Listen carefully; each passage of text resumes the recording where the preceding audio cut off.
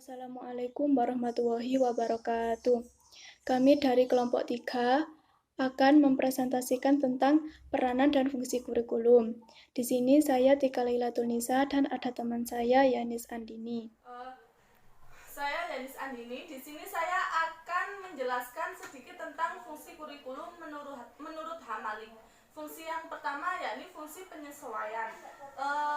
Fungsi penyesuaian yang dimaksud di sini adalah kurikulum sebagai alat pendidikan harus bisa mengarahkan siswa agar dapat bisa menyesuaikan diri pada kehidupan masyarakat nanti, baik kehidupan fisik maupun kehidupan sosial, karena di masyarakat itu kehidupan di masyarakat itu bersifat dinamis, bisa berubah-ubah, bukan statis. Jadi bagaimana siswa untuk bisa menempatkan diri nanti ketika terjun di masyarakatnya, yakni fungsi integrasi, mengandung makna bahwa kurikulum sebagai alat pendidikan harus bisa membentuk karakter siswa yang utuh, karena siswa kan adalah bagian dari salah satu integrasi dari masyarakat. Jadi kurikulum harus bisa membentuk siswa agar jika dibutuhkan di masyarakat bisa berinteraksi secara kognitif, psikomotor, dan afektif, harus bisa berkembang secara integrasi. Karena kurikulum bukan hanya mengajarkan secara intelektual dan kecerdasan saja, melainkan juga bagaimana mereka berbaur pada masyarakat nanti. Selanjutnya yakni fungsi diferensiasi. Fungsi diferensiasi adalah kurikulum harus bisa melayani berbagai keunikan siswa. Mengapa demikian? Karena siswa adalah organisme yang unik, yang memiliki beberapa perbedaan. Jadi kurikulum harus bisa menjadi wadah dari beberapa perbedaan siswa tersebut agar bisa mencari ilmu dengan maksimal. Walaupun perbedaan fisik mungkin ada yang sama, tetapi kan untuk perbedaan psikis tidak semua siswa memiliki kesamaan. Yang selanjutnya yakni fungsi persiapan. Kurikulum harus dapat memberikan pengalaman belajar untuk peserta didik agar ia tidak kaget ketika memasuki jenjang yang lebih tinggi jika ia masuk ke perguruan tinggi. Namun jika siswa tidak melanjutkan ke perguruan tinggi, maka diharapkan kurikulum dapat memberikan ia bekal untuk bisa membaur di masyarakat agar nanti ketika ada problematika di masyarakat ia bisa membantu untuk mengatasinya. Dan fungsi pemilihan, fungsi kurikulum yang pemilihan ini ialah memberikan kesempatan untuk siswa agar bisa menekuni minat dan bakat siswa. Misalnya di sekolah siswa minat untuk mempunyai bakat dan minat dalam sepak bola, maka di sekolah pihak sekolah memberikan ekstra berupa olahraga untuk siswa yang mempunyai minat tersebut. Kurikulum harus bersifat fleksibel, artinya menyediakan berbagai program pendidikan yang dapat dipelajari. Hal ini penting sebab seperti yang telah dikemukakan sebelumnya bahwa siswa itu mempunyai perbedaan-perbedaan tersendiri sesuai dengan minat dan bakat masing-masing. Yakni fungsi diagnotis. Fungsi diagnotis adalah fungsi untuk mengenal berbagai kelemahan dan kelebihan siswa. Melalui fungsi ini, kurikulum berperan untuk menemukan kesulitan-kesulitan yang dialami oleh siswa, di samping mengeksplorasi berbagai kelebihan, sehingga melalui pengenalan itu siswa dapat berkembang sesuai dengan potensi yang fungsi kurikulum menurut McNeil 1990 dibagi menjadi 4, yaitu kurikulum untuk fungsi pendidikan umum, fungsi suplementasi, fungsi eksplorasi, dan fungsi keahlian. Yang pertama adalah fungsi pendidikan umum, yaitu fungsi kurikulum untuk menyiapkan peserta didik agar menjadi warga negara yang bertanggung jawab dalam masyarakat maupun negara.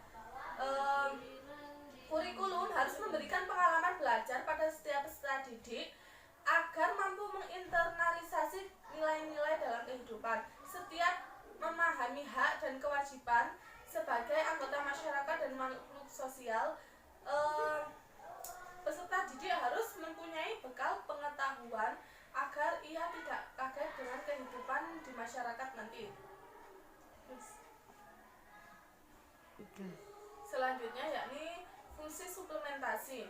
Setiap peserta didik memiliki perbedaan, baik dilihat dari perbedaan kemampuan, minat, bakat, maupun perbedaan karakter. Kurikulum sebagai alat pendidikan harus menyediakan wadah dan pelayanan bagi perbedaan-perbedaan siswa tersebut agar siswa mampu mengembangkan potensinya sesuai dengan minat dan bakat masing-masing. Selanjutnya saya akan melanjutkan penjelasan dari Yanis Andini. Saya akan menjelaskan tentang fungsi kurum yang ketiga dan keempat, yaitu eksplorasi dan keahlian. Eksplorasi atau exploration. Fungsi eksplorasi memiliki makna bahwa kurikulum harus dapat menemukan dan mengembangkan minat dan bakat masing-masing siswa.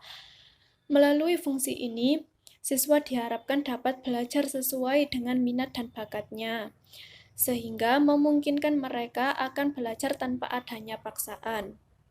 Namun demikian, proses eksplorasi terhadap minat dan bakat siswa bukan pekerjaan yang mudah.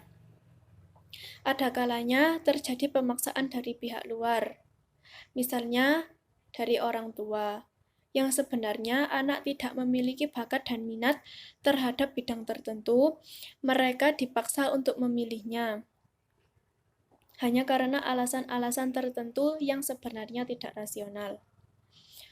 Oleh karena itu, para pengembang kurikulum mesti dapat menggali rahasia bakat anak yang kadang-kadang tersembunyi.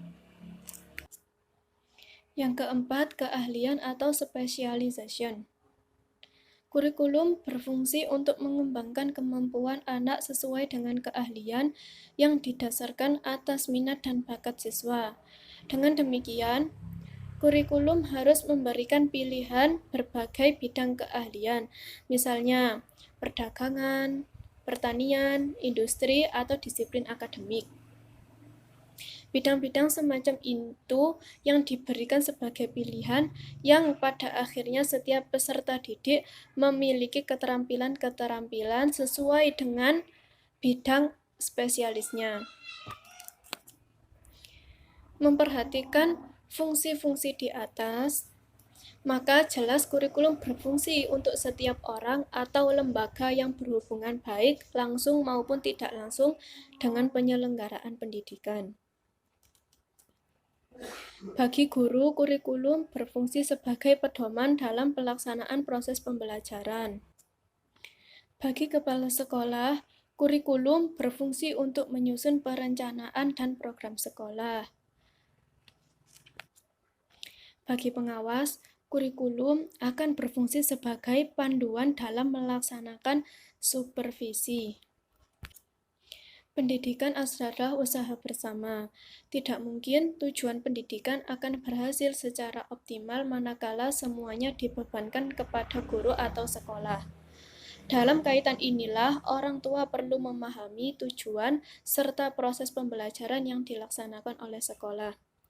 Dengan demikian, fungsi kurikulum bagi orang tua adalah sebagai pedoman untuk memberikan bantuan bagi penyelenggaraan program sekolah, maupun membantu putra atau putri mereka belajar di rumah sesuai dengan program sekolah. Melalui kurikulum, orang tua akan mengetahui tujuan yang harus dicapai serta ruang lingkup materi pelajaran. Selanjutnya saya akan menjelaskan tentang peran kurikulum. Kurikulum dipersiapkan dan dikembangkan untuk mencapai tujuan pendidikan, yakni mempersiapkan peserta didik agar mereka dapat hidup di masyarakat dengan baik dan bisa menyesuaikan diri dengan lingkungan sekitar. Sebagai salah satu komponen dalam sistem pendidikan, paling tidak kurikulum memiliki 3 peranan yang dinilai sangat penting. Yang pertama yaitu peranan konservatif, dan yang kedua peranan kreatif, dan yang terakhir, yang ketiga, peranan kritis atau evaluatif. Yang pertama, peran konservatif. Peranan ini menekankan bahwa kurikulum sebagai sarana untuk mentransmisikan nilai-nilai warisan budaya masa lalu yang dianggap masih relevan dengan masa kini kepada generasi muda. Dengan demikian, peranan konservatif ini pada hakikatnya menempatkan kurikulum yang berorientasi ke masa lalu. Yang kedua yaitu peranan kreatif. Peranan ini menekankan bahwa kurikulum harus mampu mengembangkan sesuatu yang baru sesuai dengan perkembangan yang terjadi dan kebutuhan-kebutuhan masyarakat pada masa sekarang dan masa yang akan datang.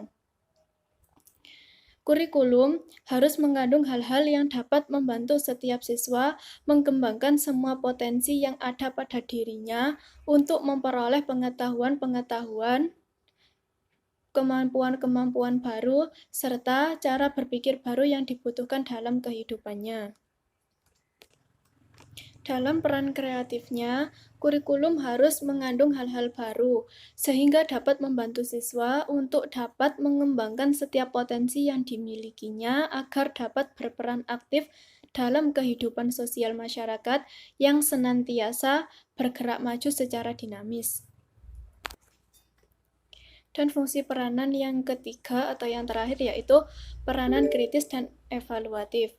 Peranan ini dilatar belakangi oleh adanya kenyataan bahwa nilai-nilai dan budaya yang hidup dalam masyarakat senantiasa mengalami perubahan. Sehingga pewarisan nilai-nilai dan budaya masa lalu kepada siswa perlu disesuaikan dengan kondisi yang terjadi pada masa sekarang. Selain itu, perkembangan yang terjadi pada masa sekarang dan masa yang akan datang belum tentu sesuai dengan apa yang dibutuhkan. Karena itu, peranan kurikulum tidak hanya mewariskan nilai dan budaya yang ada atau menerapkan hasil perkembangan baru yang terjadi, melainkan juga memiliki peranan untuk menilai dan memilih nilai dan budaya serta pengetahuan baru yang akan diwarisi tersebut. Dalam hal ini, kurikulum harus turut aktif berpartisipasi dalam kontrol atau filter sosial. Nilai-nilai sosial yang tidak sesuai lagi dengan keadaan dan tuntutan masa kini akan modifikasi atau disempurnakan. Sekian presentasi dari kelompok kami. Apabila ada yang ingin bertanya, silakan bertanya. Sekian, terima kasih. Wassalamualaikum warahmatullahi wabarakatuh.